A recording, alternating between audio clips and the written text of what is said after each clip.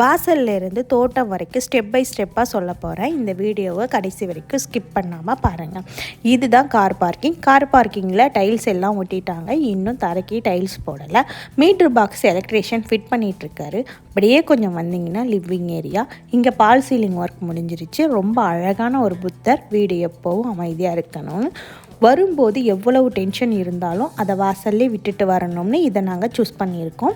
இதுதான் ஹால். இங்கே 3 விண்டோ வரும். ஏன்னா எப்போவும் வெளிச்சமாக இருக்கிற மாதிரி செஞ்சுருக்குறோம். இங்கே பால் சீலிங் ஒர்க் எல்லாம் முடிஞ்சிருச்சு.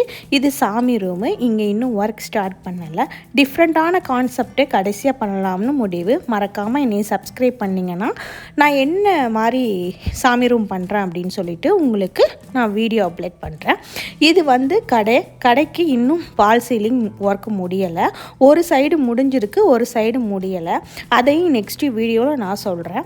இது படிக்கட்டு உள்ளே வர மாதிரி பண்ணியிருக்கோம். இது எங்களோட பல நாள் கனவு. இந்த மாதிரி வீடு கட்டி குடி போகணும் அப்படின்னு சொல்லிட்டு.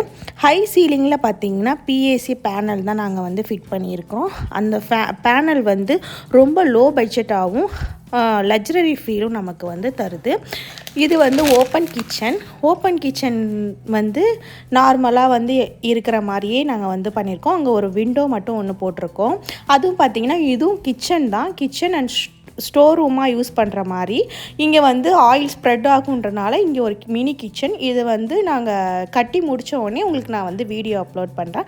அப்படியே கீழே வந்தீங்கன்னா கார்டன் கீழே சைடு பார்த்தீங்கன்னா ஒரு டாய்லெட் ஒன்று போட்டிருக்குறோம். கெஸ்ட்டு யாராவது வந்தால் யூஸ் பண்ணிக்கிற மாதிரி ஒரு டாய்லெட் ஒன்று போட்டிருக்குறோம். அந்த சைடு பார்த்தீங்கன்னா பைப்லைன் ஃபுல்லாகவே அந்தாண்ட சைடு ஃபுல்லாகவே பைப்லைன் வந்துடும்.